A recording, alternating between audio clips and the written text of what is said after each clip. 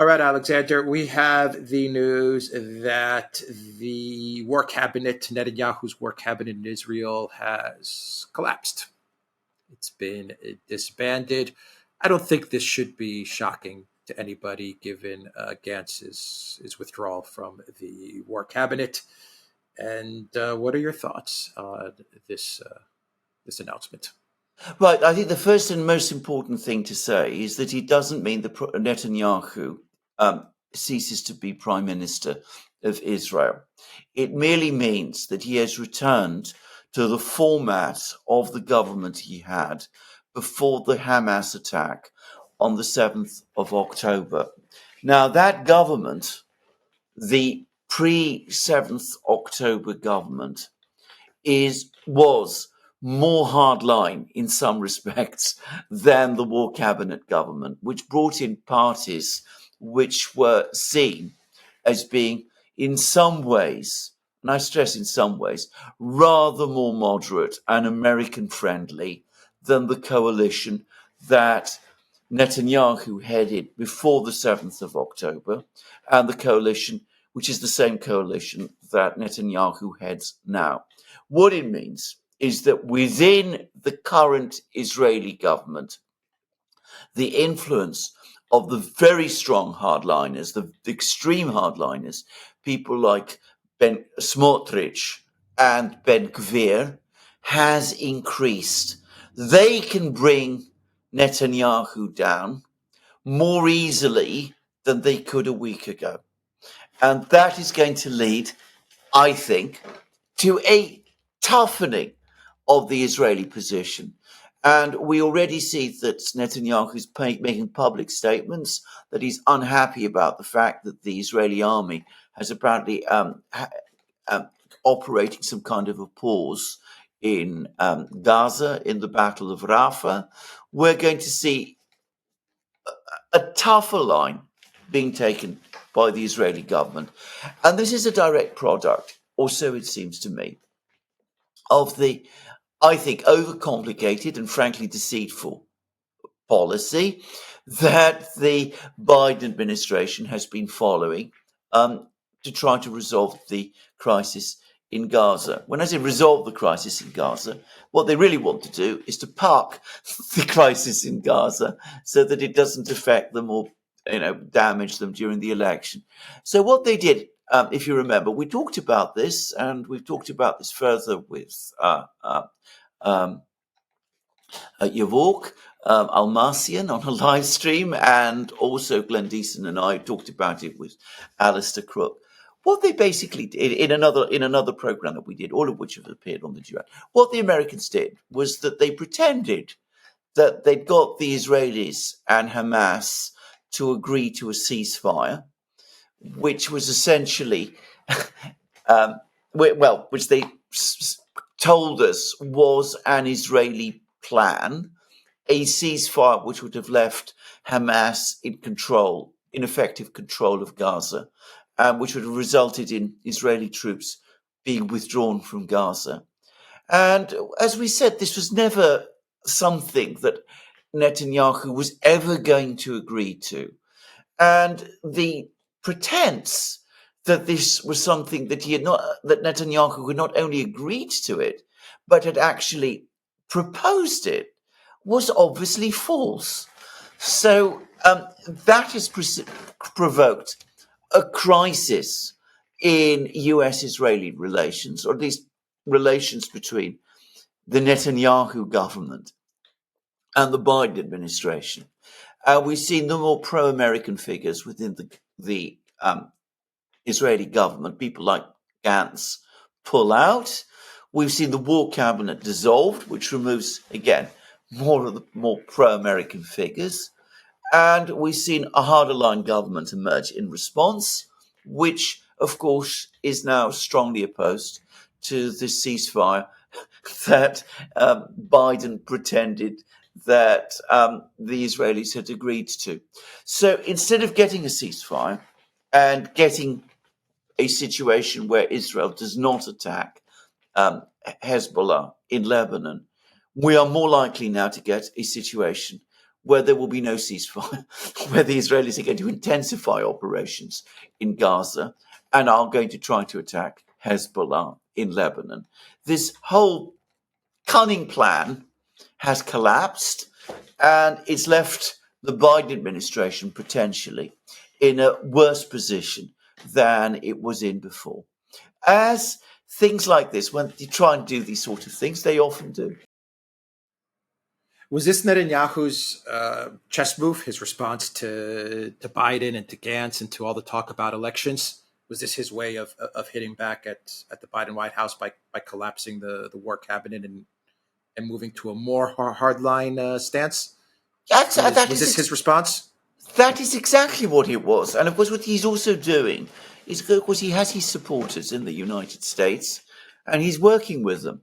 And of course, next month, he's coming to Congress and he's going to be addressing Congress. And, he's got his friends in Washington and he's isolating the pro-American or less reliable, as he would say, figures within the Israeli political scene as he reconstitutes his government in a more hardline direction. It was exactly his response to what the Americans are doing. As I said, when you try and play both sides off against each other and pretend to each of them that that they've agreed to something which they haven't done, you will end up in this. You will end up in exactly this kind of outcome. I have mediated and brokered agreements, legal agreements in the past. And I know one thing, that if you are going to broker an agreement, you have to be absolutely sure that both sides, each party to the agreement, understands fully what they have agreed to and that they are committed to it and that they want the agreement to work. And if you go to that program, Glenn Deason and I did with Alistair Crook, who has broken far more fraught agreements than I have ever done, agreements for hostage releases in the Middle East.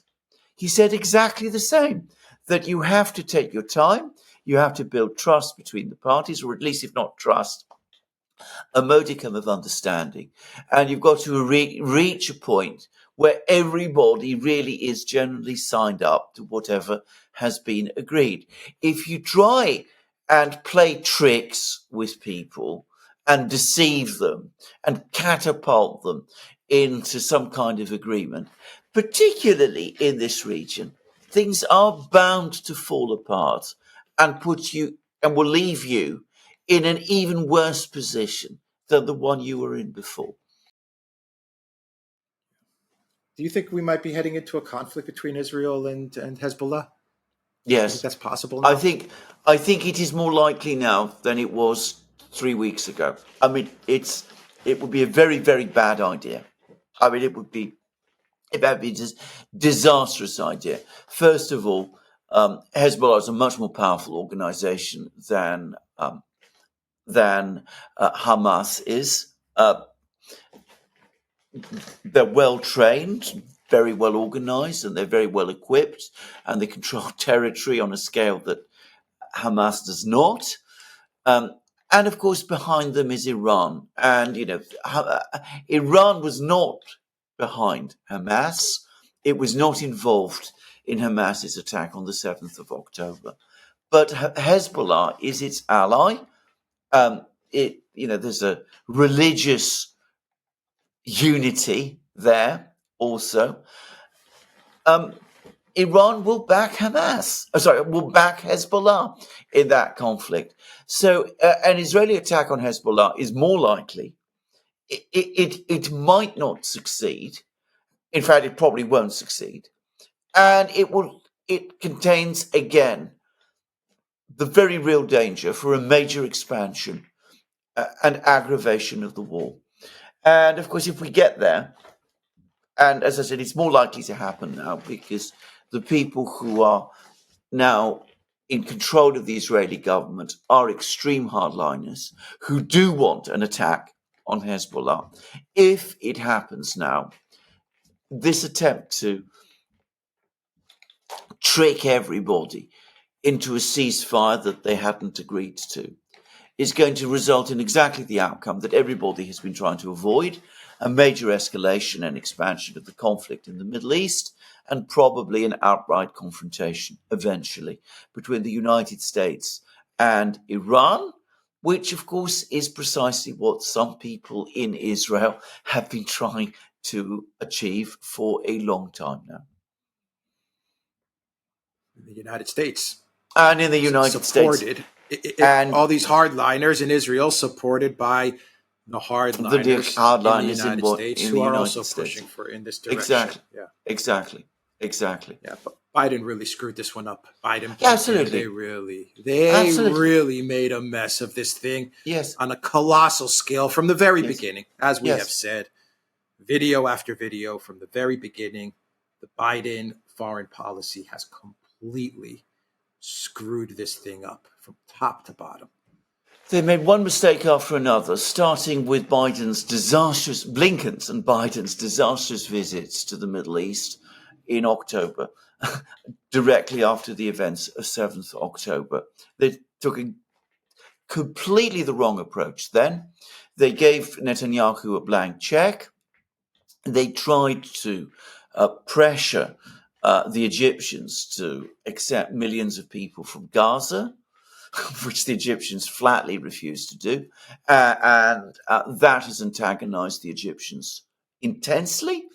And ever since then, they've found themselves with an unending conflict in Gaza that they have no real control of.